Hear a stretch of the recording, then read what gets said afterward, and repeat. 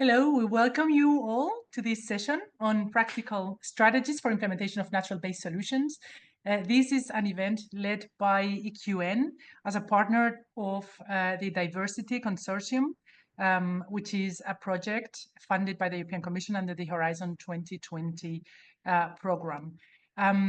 We want to enjoy with you this session. For it, we welcome Paloma Lorenzo and Cynthia Sousa, from Galapagar and Veracruz in Mexico, Galapagar in Madrid, who are going to share their experience and real life cases, how they have used in their cities technological tools to develop natural-based solutions and engage citizens in the development of these solutions. My name is Almudena de la Mata. I am the CEO of Blockchain Intelligence, who's also a partner in the diversity project. I'm delighted to be with you today. And I have some minutes to make an intro on how today's technologies are being used and can be used in the context of smart cities to develop solutions in the ESG sphere and very specifically on natural-based solutions. Basically, what we're going to see today is how, as I said, how can we use basically data management tools such as big data tools, Internet of Things, artificial intelligence, and blockchain to develop these ESG solutions, and also how can we use these tools as well, technological tools, to enhance participatory governance, basically engaging citizens in different stages of the ESG needs and solutions. As you all know, ESGs and NBS are very challenging to be dealt with. And there are enormous regulatory demands today and reporting demands and others. Very specifically also in the sphere of NBS, there is a diversity of issues, a diversity of fields, and very, very challenging situations that for which we need to use all the available tools, technologies, research, and others. But very specifically today, we want to discuss about technological tools. How can we use and profit from all these tools to better address all these very difficult challenges? Basically, in the ESG sphere, and this is also valid for NBS, there are some common elements that appear and that have to do with how we manage data, how we smart analyzes this data. There are processes that normally also engage different stakeholders. How do we manage better these processes? How can we automatize these processes? How can we manage responsibilities and ensure trust in data? And also trust in the institutions that are behind these solutions, and how can we connect all these stakeholders that are linked to these solutions that normally, as I say, are complex. So there are many parties engaged or involved in the solutions building processes. And how can we very specifically integrate citizens in all these data management, data capturing, data management, and solution building and decision-making processes. So maybe there are also other tech tools, but we think these are, the very basic and important three technological pillars that can enhance solution building in the ESG sphere. One is how you capture data. Some data can be manually captured or based on databases that are already there. But one very important source of data in smart cities is IoT devices, Internet of Things, physical devices that are decentralized, spread in the field and are capturing information, such as we will see in a minute, mobile phones that capture the movements of citizens, or sensors that capture air quality, or solar infrastructures that provide information on the use of green energy, this type of physical devices that give us information. Now, through big data tools, but also especially now AI, artificial intelligence, we can process this data in very smart ways. And blockchain brings, it's a connecting tool, so it connects data real time from different sources, connect the stakeholders to the sources of information, but very specifically brings also trust to this data, because the data, once is in the blockchain, it cannot be changed, it cannot be modified, and it can be traced. So this gives a lot of very practical functionalities, and also very interesting governance tools, participatory tools in a decentralized environment, which brings also trust to the participatory processes, and then funding through tokenization. So all these also builds what is now called deep in decentralized physical infrastructures that are decentralized, so spread in the city, and very technical. So if we go one by one, well, IoT allows us to grab, as I said, information from many different sources, from many different devices. And this enriches, the content on which we're going to base our actions and decision making. Here you have some examples from our diversity project, where we're improving air quality through interventions in the cities, and also through an application where citizens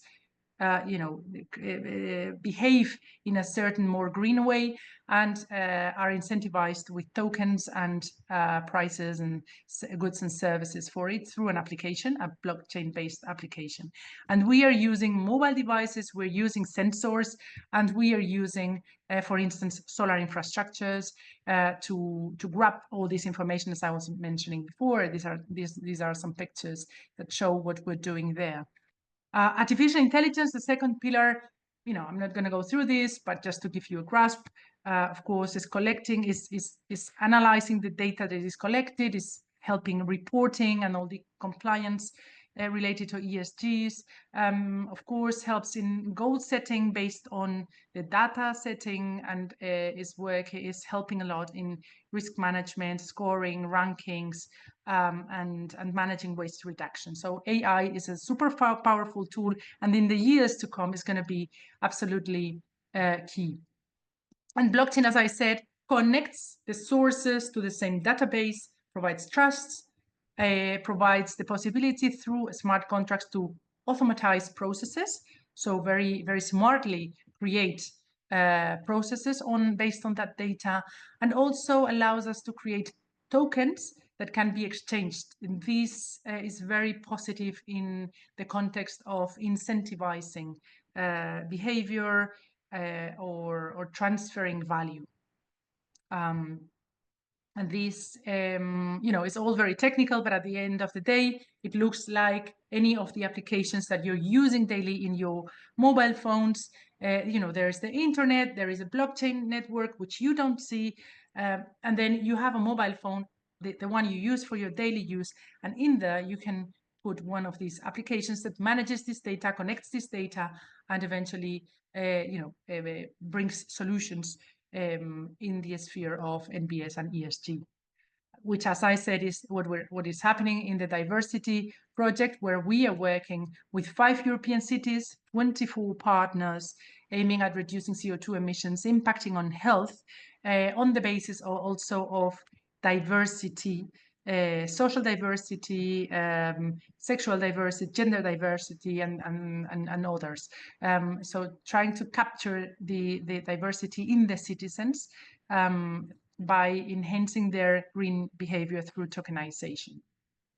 And basically what we do is connecting the cities and all the devices and the data that we are using, as I mentioned, the sensors and the solar infrastructures, with the citizens and their behaviors through the application. The application is only the tool. So we need to relax on the technical things. Sometimes human scientists or or people coming from the humanistic side tend to be a bit afraid of technology. It's just a tool. It's a very practical, useful tool to boost our solutions. So embrace it. This would be maybe my key message to you: embrace technology.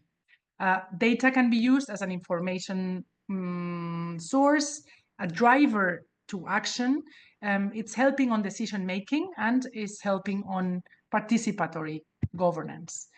And now, very briefly, which is very much the focus of today's session, on how can we use technology also to engage our citizens. Basically, we have these tools, and we can use them for to foster collaborative governance, which is, I think, a must today. So leveraging these digital tools, we can foster engagement, citizens' engagement, and others' engagement, stakeholders, ensure transparency, which is key, because today's trust in institutions and data is low, according to polls. So we need to enhance that and promote co-creation, which is also, the door to implementation, actually, or to engage citizens in their implementing part. And of course, ultimately leading to more inclusive and effective governance. So there are different tools. We can use digital platforms for digital engagement, and here you have some examples. So platforms that enable and allow citizens to co-decide, to co-define, or to transfer information and to give immediate feedback, either through mobile or through desktop platforms. This ensures inclusiveness, again, transparency, and more democratic processes. Then open data and transparency initiatives. How can we open the data we have as a city to allow academia, researchers, civic tech innovators to use this data for the purposes. Blockchain is also bringing, this is an example of a blockchain-based voting system for city budgets, for instance, because it prevents fraud, it ensures trust and integrity in the processes. So again, a tool that brings some actual value.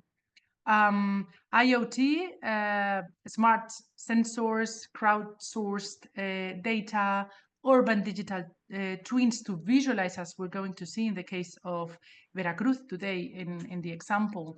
How can we bring, the idea of what's coming up in the future to the citizens that might not have the technical capacity to understand, how all these technicalities will look like for their lives? So visualization tools, virtual reality tools, and these type of things are also very, very useful. And of course, the sensors to grab information from IoT sources. Then we can use gamification to enhance, to incentivize participation on one side, and also action towards, for instance, reduction of CO2 emissions. Here you have also some examples. And then we can communicate in a more proactive way and also disseminate a bit the information and engage citizens using AI chatbots that provide automated responses, around policies, explaining what's going on, the processes, and on all this. And we can also use AI for simulation to predict how certain actions would look like once implemented. And then, of course, for collaboration, social media is also a very, useful tools. Twitter or X, Instagram, and others can be used. WhatsApp groups to exchange information, to foster communication, to foster dialogue, and also grab opinions from the broader audience. So basically, and with this I finalize, we should have as cities an holistic approach to collaborative governance, because a city that integrates these technological solutions creates a collaborative governance model where decisions are more transparent, data-driven, so probably more fine-tuned, and citizens feel more involved and empowered, and also contribute through co-creation processes as the ones we've fostered in and developed in the diversity project. So ultimately, this brings co-creation, and with it comes widely accepted policies, more inclusion, and more effectiveness in our solutions. And I hope now you're going to see how this more theoretical scheme is actually implemented in real life cities. And for this, as I said, we have a fabulous panel. We're very, very grateful that they could make it here today.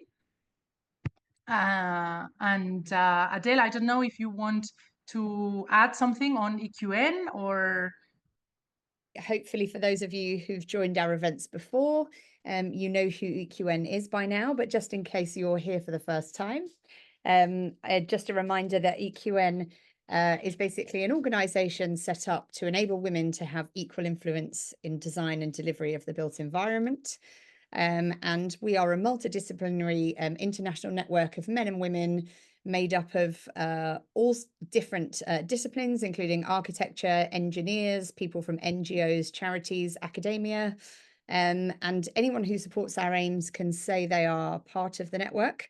But we also keep a database for anyone who's interested in our activities and joining our events. And yeah, we're one of the core partners of the Diversity Project, as Almudena mentioned, and it's the city of Castellón who's hosting this event today. So yeah, we have our wonderful panel coming up, and I will hand back over to Almudena to introduce the first of our speakers. Thank you very much. Thank you very, very much. I have to thank EQN because all these events that you've been doing have fostered our diversity mindset, and is a huge thing. So I encourage everyone to watch the previous videos, which were really, really amazing. So yes, we go now to the superstars of today's evening. Paloma Lorenzo. Paloma is the counselor for environment and culture in Galapagar. Galapagar is a city in the region of Madrid.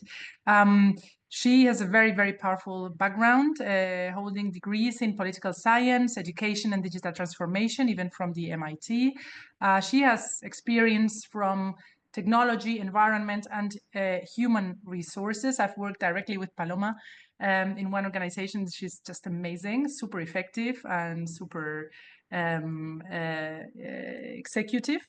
And she has been very active in technological project management and sustainability. And I think this is basically what she's brought to Galapagar, her whole amazing background. And now she's implementing it in solutions as the one she's gonna bring up today.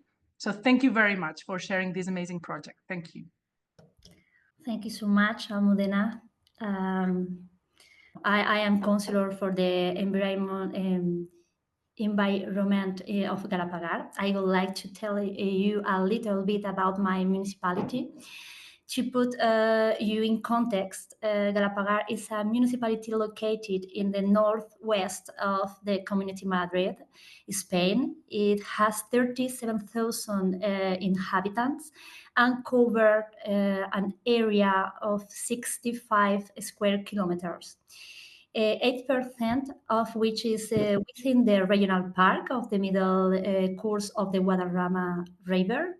And Galapagar has been a biosphere reserve signed in 1992. The protecting the environment is very important to us. So all our efforts are related to reducing CO2, promotion, recycling, and maintaining green spaces. Waste management is one of the biggest challenges we face globally. In Spain alone, around 22 million tons of municipal waste generated each year, which means that each Spaniard produces an average of 455 kilograms of waste per year. And poor waste management has a number of negative impacts on air, water, and soil quality, as well as contributing to climate change and biodiversity loss. And for us, maintaining a clean city with no packaging left on the street or in a natural spaces is essential to protecting the environment and protecting a good image of the municipality to the community at large. From a public administration point of view, inefficient waste management can undermine citizens' trust in local authorities and create a perception of disinterest in environmental issues and urban cleanliness, which not only affect the quality of life of residents, but can also make it difficult to attract investment and tourism, with very negative consequences for the local and regional economy. I like to comment on data from a couple of reports.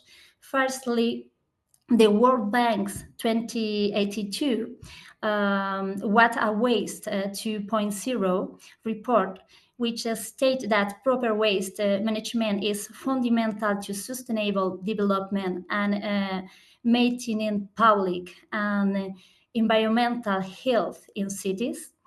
The report highlights that cities with effective waste management system then to have greater political acceptance, improve their image nationally and internationally. And the other report from Eurostat in 2021 say that municipal waste recycling in Spain was 36.7%, with more than 50% of waste going to landfill. These figures are far from the target of 55% reuse and recycling by 2025 and a maximum of the 10% landfill by 2035. I am going to show you a table that shows that we are far below the ratios we should be at. This is the forecast we should be for 2025 and 2030 and 2035. We are not even at 15%.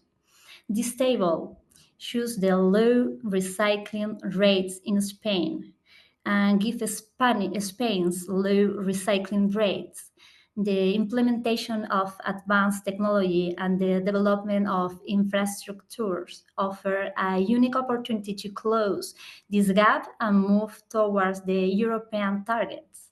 In the following slide, I comment the collection data in Galapagar.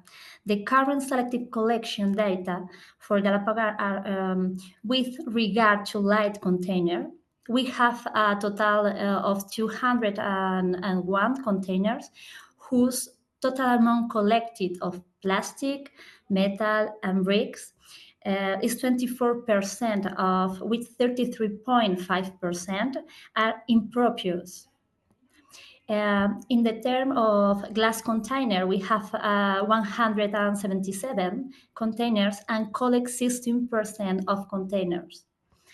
This means that in Galapagar we have an average collection rate of 24% kilograms of light packaging per inhabitant, which is in line with the national figure, but well below the target set by the European Union. This fact becomes more relevant thanks to the publication of the Ministry for Ecological Transition at the Demographic Challenge, which puts the separate collection of plastic bottle and 40%, compared to the 71% declared by EcoEmbes.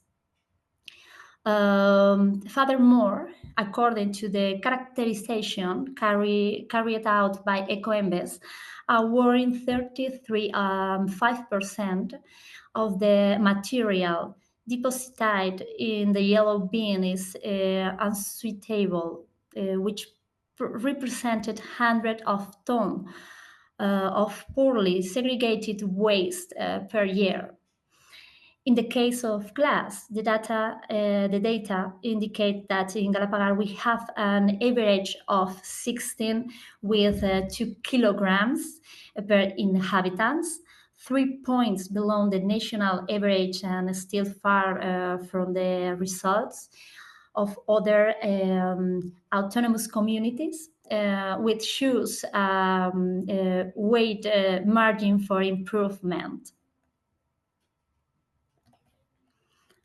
And these low ratios, together with the obligation to establish a specific differentiated and no deficiencies fee that allow the implementation of pay-as-you-throw system and reflect the real cost.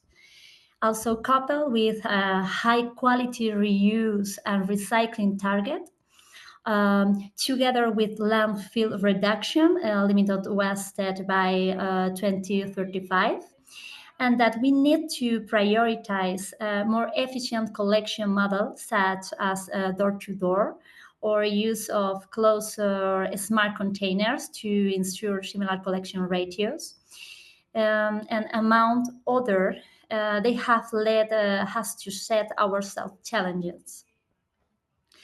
Some of the action we have carried out over the last year, and I have been installation of cabins for measure air quality, environmental noise and gases, changing luminaire to reduce light pollution and achieve energy saving of 60%. Recycling gamification, POC, recovery of historic areas, improvement of energy efficiency through solar panels in municipal buildings, and creation of a Department of Inclusion and Accessibility, comprehensive refurbishment of biomass boiler in public school to reduce energy consumption by 12%, promotion of the installation of solar panels in the municipality, and the creation of the separate collection service. But today, I am here to talk to you in particular about recycling gamification POC. Digitalization has become a key element to modernize waste management system. Solution based on artificial intelligence and Internet of Things, IoT, and data analytics are enabling municipality and company to improve operational efficiency and achieve the target set by legislation. Against this backdrop, through a program called GovDevLab Madrid. GovDevLab Madrid, which is a laboratory that support the creation and ground of a startup, a scale-up, and digital SMEs to generate an ecosystem where technological innovation help to improve the efficiency of the institution, councils, and town council of the Community of Madrid. That is to bring innovation generated by digital startup to the challenges we face in public institutions. Of all the ideas that were proposed to us to solve the environmental problem we have in the community or in the municipality, we selected 3 proposals and opened a survey to the citizens so that they could vote for the one they thought was the most appropriate to implement in Galapagar. And this solution, Risi Smart, won, which is broadly about the sensorization of containers. And about RISI Smart represented an opportunity to introduce technological advance in waste management to increase recycling rates and move towards pay-as-you-throw models. These systems also offer technology for the circular economy. And how? Well, by increasing packaging recovery, easy and affordable take-back and reward system, improving waste collection, asset management, waste monitoring, and route optimization. RISI Smart technology was created to solve the problem of low recycling rates in the Europe, and is the tool that engage the citizens is an active role basis on incentive proposition. RISI Smart is an IoT device that allows to set up different recycling scheme, such as reward as you throw, digital SDDR. SDDR is digital deposit refund system, or pay as you throw. The device, which is resistant to any adverse environment, is equipped with an artificial intelligence system that identifies user and characterize the mass of the container deposited glass container, plastic, bottle, cans, and brick, to generate a database in the real time. Candam has developed technical integration with several container supplier, making RISI Smart adaptable to any container model. How does it work? One, the user connect via their mobile phone or RFID card to device. The connection to the server is established and the user can start recycling. Two, the user insert with his packaging wasted one by one into the container. Three, if the recycling action is successful, the user will receive the recycling point that will be accumulated in a virtual account. Before all data is sent to the platform. And five, and has a reward for recycling well. The neighbor is given hour for the use of sport facilities, theater tickets, language course. In this way, we promote not only recycling, but also culture and sport. And the result we have obtained with this POC are as follows. Increase recovery rates, increase in the quantity and quality of the material recovered, decrease in the percentage of unwanted material, and promotion of the local economy of the municipality through a small business, because we have proposed to the trader that they can also contribute price from their business. And I would like to end with a conclusion about the importance of governance in projects, the importance of proof of concept, and how important it is to know the project of other European city to be able to improve in our municipality. I appreciate the opportunity to diversity. Thank you very much. It is as important to know the project that work as though that do not work. For me, the conclusion is many problems can arise during the course of a project, but if the project is implemented in a coherent way, the project is more likely to success. It is very important to have a good structure in the governance of a project because it is the difference between failure and success. And well, thank you so much. Thank you, Adele, Almudena, Blanca, and Cynthia for your work and patience. Wow, we do thank you. This is an amazing project. I think it has it all. It has, participation through technology, co-creation, gamification, digital rewards, physical rewards, changing culture, so many, and of course all the part on recycling, which is the ultimate focus. So this was really, really very, very useful, and we do thank you. And now we have the second project, completely different. And also amazing, and also showing how technology can be used, especially to engage citizens in the co-creation part of NBS projects. Cynthia, I said before, Paloma has an amazing background, and Cynthia has a super amazing background as well. She's Cynthia Sosa from Veracruz. She's a chemical engineer by training, with a PhD in territory and environmental from the Universidad Pontificia de Madrid. And she specializes in wastewater treatment, biogas, and hydrogen production.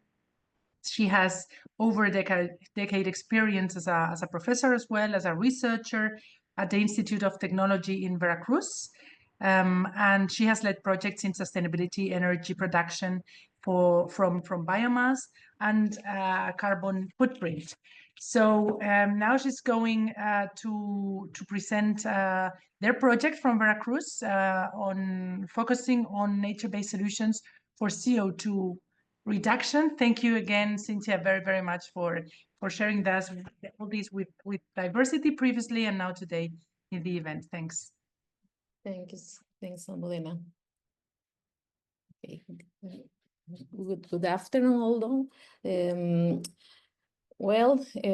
This project is a green wall implementation as a governance opportunity. So it's very important to say that Veracruz is a Mexican port city and is located on the coast of the Gulf of Mexico in the state of Veracruz. So it's one of the oldest and largest ports in the country, founded in the 6th century by Spanish settlers. So the climate of Veracruz is hot and humid, with an average annual temperature of 23 degrees Celsius. The temperatures varies between 18 and 32 degrees Celsius and rarely drops below 15 degrees Celsius. And I'm from the Instituto Tecnológico de Veracruz, are participating in the Diverse Air City project. Due to the invitation from the Universidad Politécnica de Valencia, it's important to let you know that Veracruz is the only city in Mexico that is participating with interventions for this project. Now, how is the governance achieved with this project? What the Economic Commission for Latin America defines it as the realization of relationships between diverse actors involved in the process of deciding,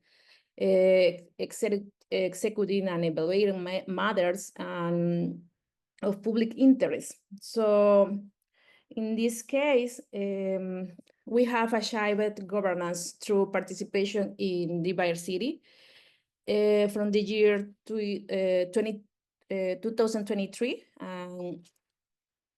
with a letter of intent and invitation to the municipality of Veracruz.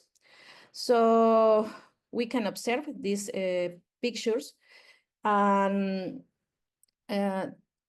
we have a representation from Veracruz. This is she is Patricia Lobeira. So with the word of the work team and Elisa Peñalvo, coordinator of the diversity project, we do meeting. So we start in this moment, no? And 2024, after making interventions with other types of projects in the municipality, we focus on carry out a project that adhered to social inclusion and the use of nature-based solutions. And what better way than to hold a meeting with the director of DIF, we can observe in this picture. So DIF is this organism is in chairs of directing social assistance at a national level. The director emphasizes the participation of the members of the different shelters they coordinate in the city. In this case, girl shelters was chosen. No? And the next, please. Okay. We can observe the pictures. We can do teamwork, and together with the private sector, which provide the material for the bamboo structure for the green wall. These actors have participated to achieve governance in this project.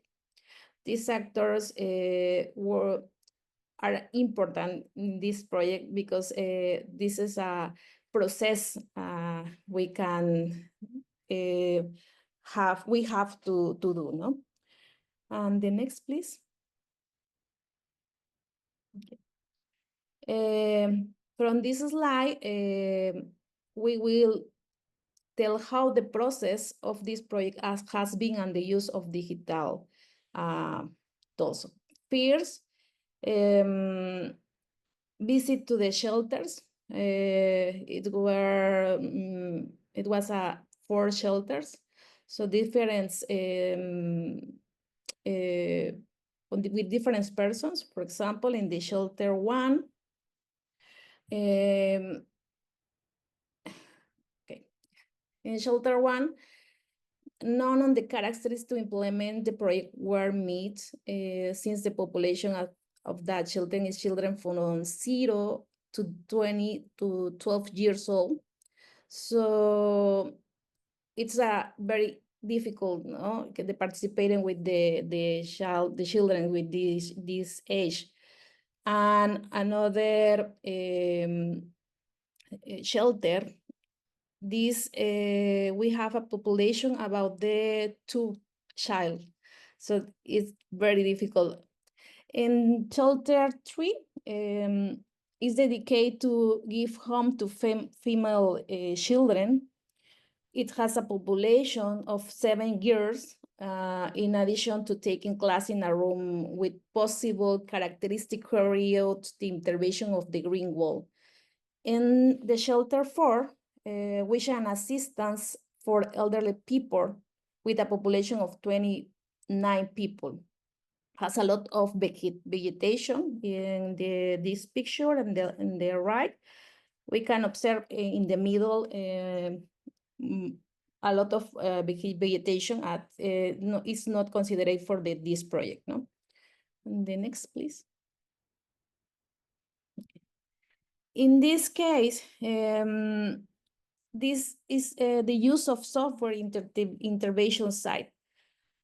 How first shelter, in this case, the girl shelters, the childs use the salon, the classroom. In this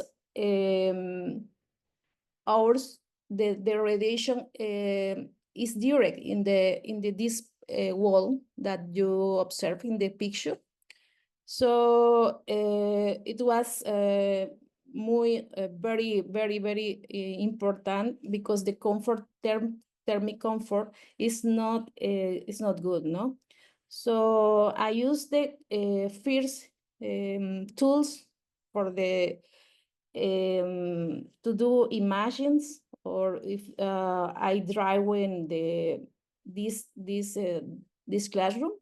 And first, I did it architecture drawing with AutoCAD. And after, please, the next, please. Okay.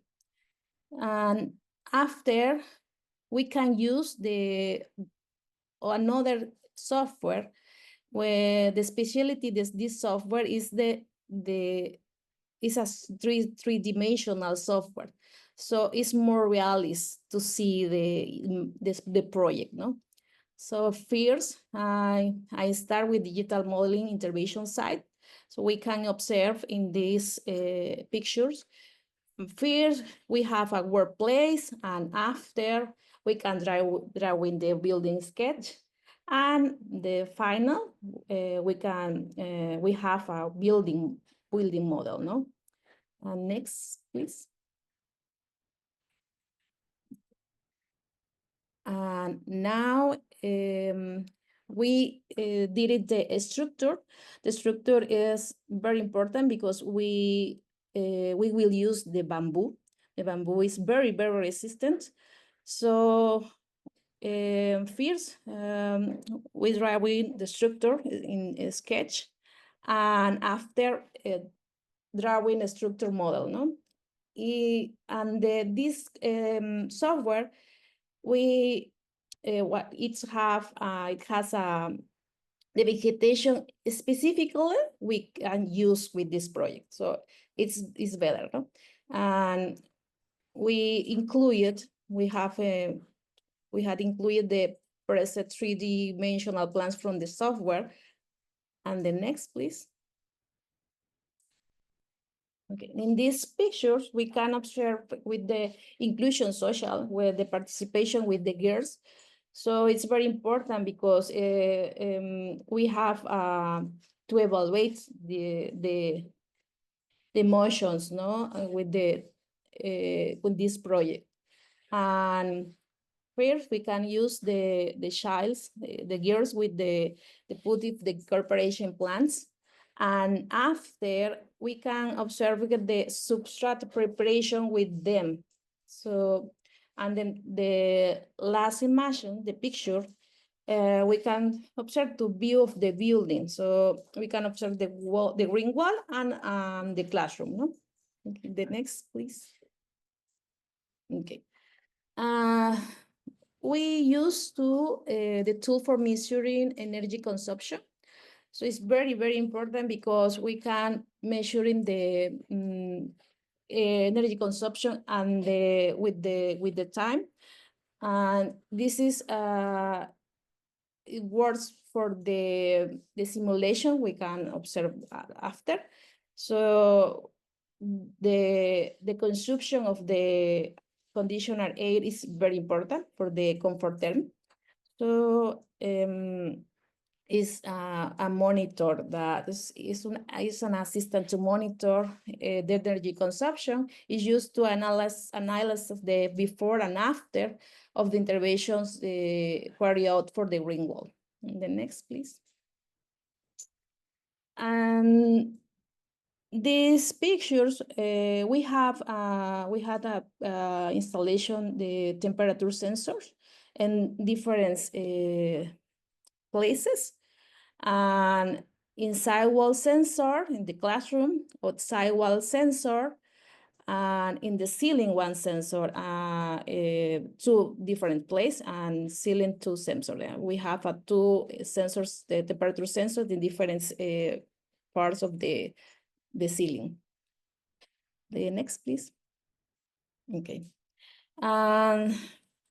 These images was a little complicated because there is many curves, but we did it the transit simulation because we need to know if the green wall works, no, for before the construction.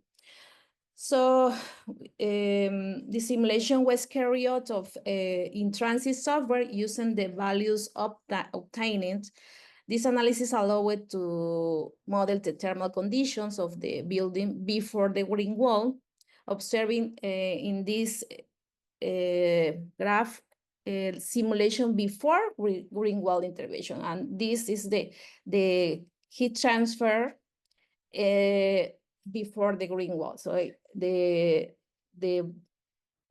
curves color blue is the transfers, heat transfers. No, it's very, very hot, very hot. So after with the green wall, with the SketchUp 3D model and the consumption, the measuring the energy consumption, we can have this simulation. So the transference simulation is a different graph, no? We have over that 15% the heat transfer. So it's a very important these results. The next, please.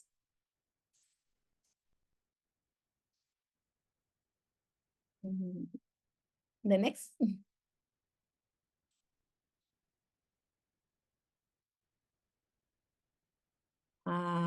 Adel? Okay. Okay. Now, what is the future issues to do and discuss? Well, evaluate emotional impact of the gears with the implementation of this project. This evaluation should be before, during, and after implementation. Train the gears in the preparation of the substrate. Train the gears to plan the different types of vegetation to be implemented of the wall, and implement the green wall with the participation of the gears from the shelter. The next. This is a video with the final modeling of green wall SketchUp. I don't know, we have to play.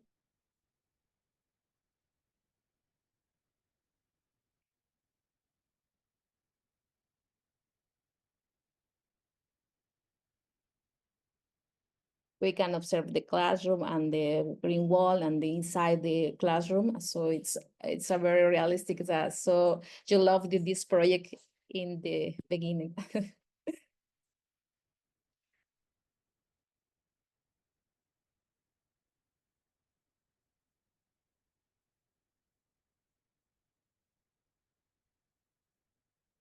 Okay. Well, this is a project with in the Veracruz city. So thank you so much, Adele, Paloma, and Modena. Thank you so much. Wow, thank you very, very much. This is real life changing for everyone around, and true participatory leadership and governance, and also really helping with tools, because I mean, I can myself relate to that very much, because I don't have such a visual mind. So all these sketches or theoretical, very technical things, you don't kind of realize them. So it's difficult to participate if you don't really get what's coming up. So really, congratulations for that. Thank you very, very much. And now we have, and I encourage you to participate in the Q&A sessions. We have 2 questions in the room, but we have also the possibility to open micro and openly ask your questions, or also comment or share your own experiences in your cities, or any other reflection. We have 2 questions in the chat. One was asking on AI policy simulations and public consultations already, whether they're already known in the implementation or testing phase. I put there, a set of tools, more out of research. But I mean, I know, for instance, the city of Madrid is using these simulations for traffic management, for instance. They kind of pre-designed based on the data on traffic, different policy options or measures to be taken, and based on that they add they take the decision. So they make the decision-making process. There's another question in the room, which was answered by Paloma, but maybe Paloma, you want to openly share this? It's about inclusion. We have an inclusive department of accessibility and inclusion. It's a transversal department to all the areas on the city council. And I write the email to my colleague for the question to department. I don't know, is you have more question? Azizat Afinovi Zubair, maybe you can also open your micro and express your interest on this.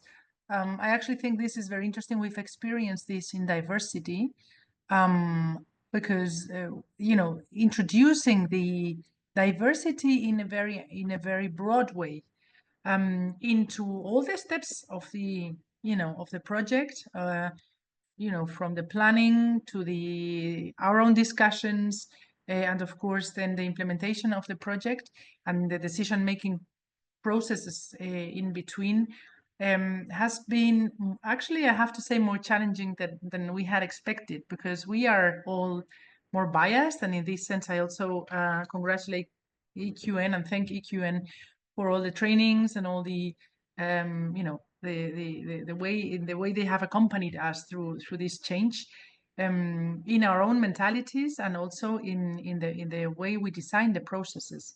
Has been an experience.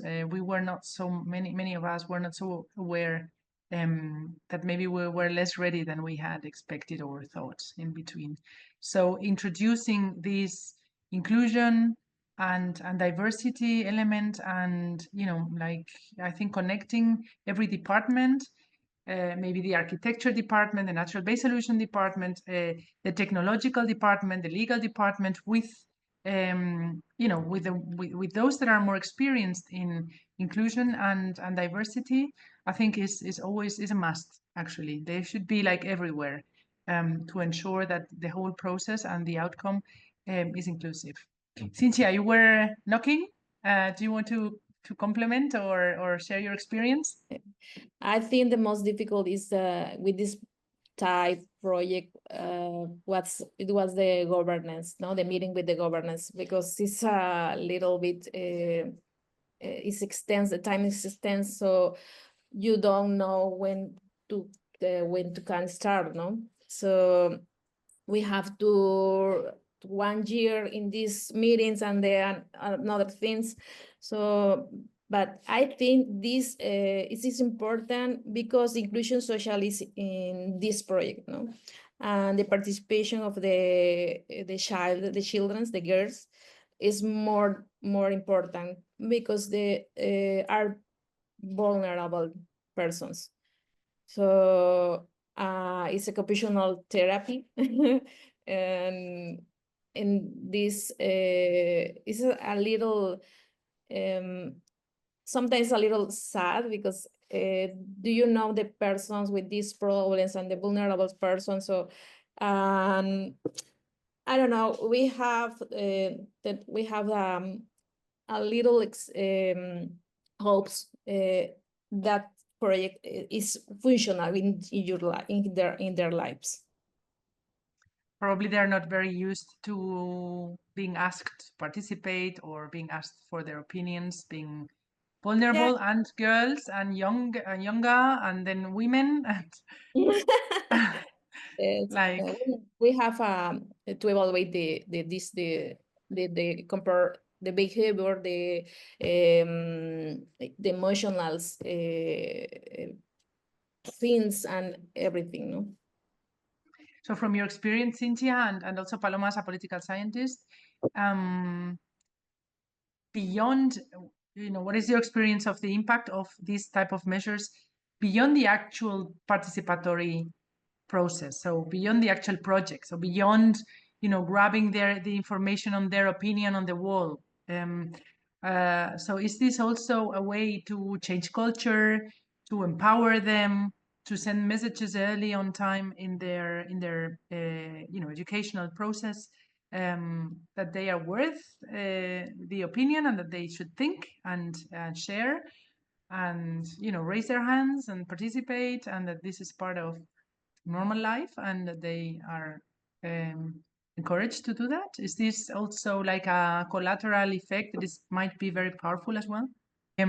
Es si vuestra experiencia es que en estos procesos de participación ciudadana al final se tiene una ventaja añadida colateral que sale un poco del centro del proyecto y de tener la opinión concreta y los datos sobre el proyecto, es generar una cultura de participación, Sí. de empoderamiento, especialmente como en el caso de Veracruz con Cintia, como nos comentaba Cintia, pues que empoderas a las niñas que son vulnerables, que son mujeres, que son de género femenino y encima jóvenes y tal vez no están tan acostumbradas a ser preguntadas y consideradas. Vale, no, yo te lo digo en español y tú lo traduces. Vale, a ver, nuestra experiencia en la participación no es solamente en este proyecto. Hacemos encuestas de participación ciudadana en varias concejalías.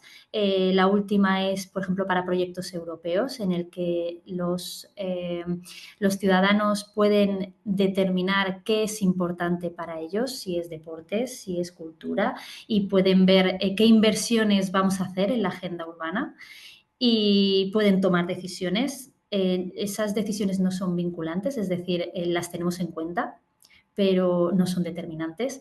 En el caso de este proyecto sí, porque eligieron RICI Smart. Entonces, nosotros de los 3 que pusimos para que eligieran participativamente, los ciudadanos eligieron este y ganó este, y este es el que hemos hecho. Pero sí, es importante para nosotros escuchar a la población porque ven cosas que nosotros a lo mejor no vemos desde nuestro punto de vista. Sí. So Paloma was explaining us that they have participatory governance, not only for this project, but altogether in the municipality. Citizens are asked many different things. They can also focus on the areas that they are more interested in. And they can communicate with the municipality and share their preferences. These are not compulsory to be followed, but of course the municipality is very keen to engage the citizens very early on time, and this is also, I guess, Palomas cambia también la cultura, ¿no? De la ciudad. It's also changing the citizens' culture and the city's culture and their engagement altogether in their area. Thank you very much. Hi, my name is Daria. I work at the Institute for Urban Development in one of the Ukrainian cities, Vinnytsia, and my division mainly engages in projects with small rivers. We have a quite broad network of smaller rivers and one main big river. We do not touch that. We only engage with the smaller ones. It's a network of around 60 small rivers, and due to how they were treated previously, they lost their value in the eyes of our community. But we try to change that and make them make people see how valuable small rivers are. And my direct colleague works on one of the largest small rivers in Vinnytsia, Tazherivka. And together with Spatial Agency from Kyiv and Massachusetts Institute for Technology, we are developing a participatory platform.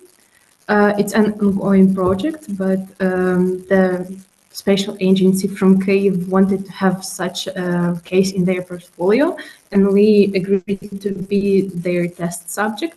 So together with professionals from MIT, we've been developing this participatory platform. It already has been published, and it mainly contains of the map of the city Vinnytsia, and you can zoom in onto the small river Tazherivka. And basically it is for collecting people's thoughts and experiences and ideas on the river. We've been sharing this platform with the locals who directly live near the river, and also we've been visiting schools present in the platform. So we try to engage children and teenagers and adults into gathering their thoughts on the river, so we could gather more information and ideas on what we could do to improve the image of the river in the eyes of the local community. Wow, super interesting. So is this any of these already implemented, or I mean the ideas of the citizens were actually implemented, and or was kind of just introducing some inputs that you mixed with your own data, or how is then the process afterwards? You grab the information from the citizens to introduce those informations into the decision-making processes. Yes, so the platform only was presented in October, and since then we've been just gathering the information, and now we are on the stage of going through it and analyzing. Now there were no ideas that were like directly implemented, like had the physical intervenience into the space, but we are on the stage of analyzing all the data we've gathered. I see Neil Bancroft. How do you see tokenization being implemented into waste management? And is it possible to positively change biases and exclusion with these kind of reward systems? Neil, if you want to also like speak up, you're more than welcome. I guess you're following these issues. Paloma answers, there are some municipalities that have implemented tokenization in waste management, and there are cases of use of this system that are still not very advanced. Through a token, the neighbor can obtain benefits. The more he recycles, the more benefits, and then he or she can exchange the tokens for purchases in shops, clothes. Yes, like rewarding by exchanging the tokens. In our case, the benefits have been for cultural vouchers, sport activities, and language courses, but we want to open it up to participation in shops. So public-private partnerships, I guess. I actually would tap on this because this is kind of the field in which we as blockchain intelligence work. There are many projects also in other regions, like in Africa, for instance, in South America, that also promote. Actually, I think is what I call positive public policy, because public policy with citizens is very much based on punishment, like through taxes or penalties in case you don't follow the rule. And this is what we are also trying to do with diversity, or what we are implementing in diversity is using tokenization to first everything we do, doing it, with a very basic framework of trust in the data and in the process, which is what blockchain is bringing. But blockchain also brings the functionality of using tokens that can be exchanged through a smart contract. So in an automated way. So again, sure, cyber secure, and automated. So very cheap in the execution. And it allows to create a marketplace in which you exchange then the tokens that you have acquired doing certain things, having certain behaviors against goods and services. And these goods and services, like in the case of Galapagar, can be provided by the municipality, can be public goods, cultural goods, entrances to museums for free, things like this, or they can be based on a public-private partnership or cooperation where private actors also bring goods and services that can stimulate behavior. I think in this case it's very important, and I want to hear your voices as well, to ensure privacy, citizens' privacy, because everything that has to do with behavior, we want to avoid things like social scoring, or just sharing too much information. But if the system is built in a way that privacy is ensured and there is a detachment of the identity, real identity from the digital identity used in the context of the DAP, then this is perfectly possible as well. I don't know if anyone wants to share comments or. I'm going to say there's somebody from Manchester, Dave, who'd like to share his experience as well. Excellent. Yeah, we're ready when you are, Dave. Hi, can you hear me okay? Yes, we can. Yes. Great. Hi, everybody. It's fascinating to be here this afternoon, so thank you very much for the invite. I'm a policy officer at the City of Manchester in northwest England, and we deliver around green and blue infrastructure. We have an award-winning green and blue infrastructure strategy, and we try and have focused interventions around nature-based solutions. And one of our projects was looking specifically at the issue of air quality around particular schools in areas where the air quality was really poor and low. So we worked with community engagement experts to engage with the schools and communities in local areas. And we also worked with scientists to look at optimum vegetation that could potentially have a positive result on air quality within a particular area.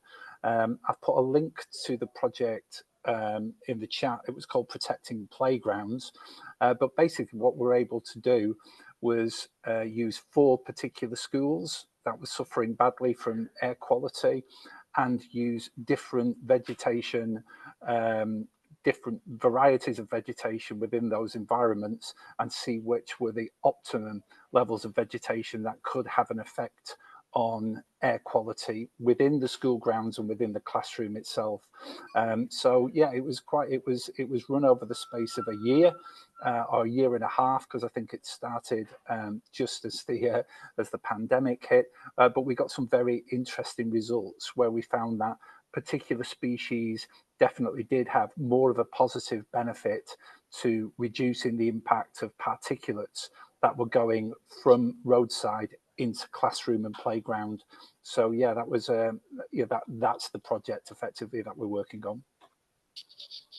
Oh, thank you very much. I'm looking at the website right now while you were speaking, and it's amazing. Yeah, the difference, the before and after.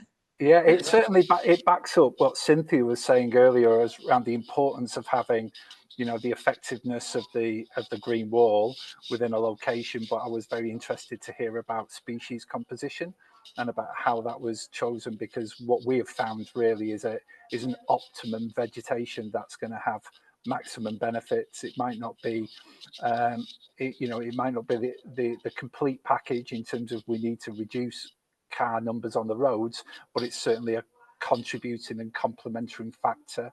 And what we would like to do is roll that out to other schools and make other schools aware that this is another opportunity for them to take on board in terms of deploying effective nature-based solutions. Thank you. Thank you very, very much. Also, you know, the doing little in and the scale it up, it changes a lot. And it's also what we're experiencing diversity with the physical interventions in the cities. In the last months, we have already seen, the implementations performed, the physical implementations, the changes, the plans, and it's just amazing. So thank you, Dave, very, very much. So Araceli was asking for where is this on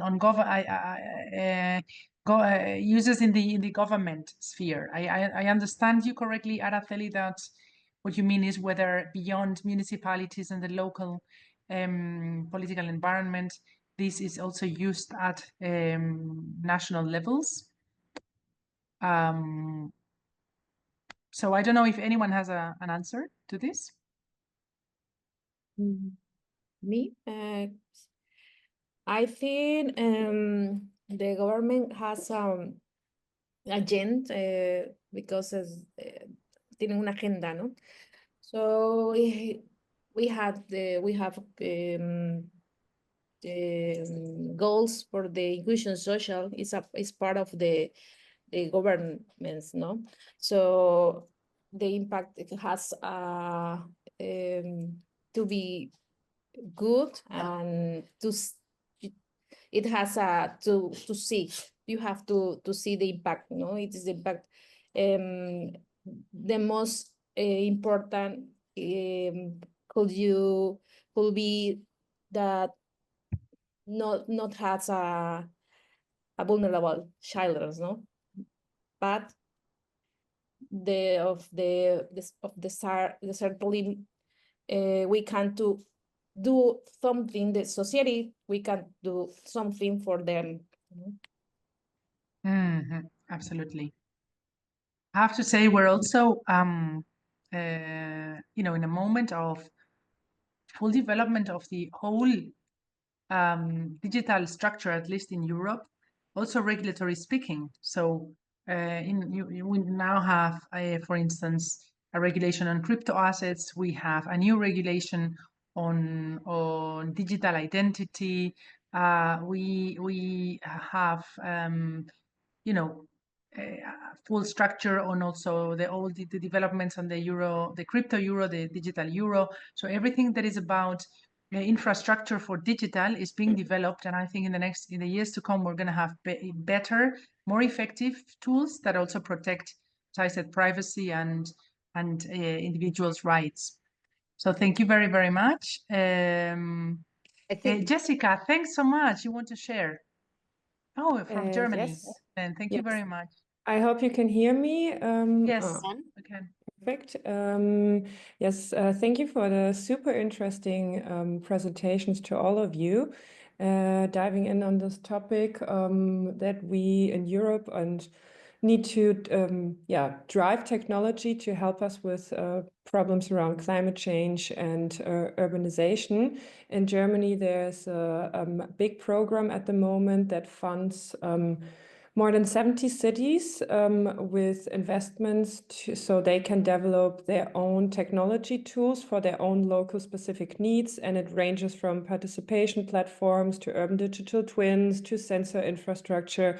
So basically everything you just talked about. And it's very interesting to see because one of the most common challenge that they address is linked to heat areas, so everything around NBS and green infrastructure, blue infrastructure, and microclimate. So it just proves that this is a very big potential for the challenges to come. And the most interesting thing about it is that of course, at first, it seems like a challenge to implement those technologies within municipalities' structures and processes, but in there also lies a potential for cultural change. And it's very great to see that looking back a year back or 2 years back, everybody in this funding project was overwhelmed and nobody was knew exactly what they were talking about or how this could work. And now you can finally see some first results and everybody gets super excited, and then the speed just speeds up, and the more results people see, the more they get an understanding of how it's helpful and not scary or intransparent and complicated, but it's a step-by-step approach. And I'm very excited to see what kind of technology tools municipalities will use in the next 10 years. That's fantastic. And that rings a bell to me towards also the funding opportunities that are coming from the European Investment Bank. It's more towards infrastructures, but eventually this is also interesting for you as cities. As you know, the European Investment Bank is now also called, or has as a subtitle, the Climate Bank. So it's very focused on NBS and technologies and implementations and solutions for climate. So maybe you want to also explore that. Thank you very much, Jessica. This is amazing. I always love the German approach to, a kind of decentralized approach, structured from maybe central, but then implemented very, very decentralized. So, wow, this was amazing. I am very, very, very happy about this session. Thank you very much to all of you. I want to give the floor to Adele. Thank you very much, EQN, also for helping us in building this session, and to all of you for your very, very valuable insights and links to all the things you're doing. This is amazing. Thank you very much. Yeah, so that just leads me to say thank you to Cynthia and Paloma for your amazing case studies and all your really interesting insights on all the questions. And also thank you so much to Almudena for wonderfully chairing this event and managing it all and bringing it all together, and for your all of your knowledge. You're such an expert in these fields, so so thank you so much. So thank you to everyone and for your thoughtful questions. And we look forward to seeing you at the next event. So thank you, everyone, and goodbye from us.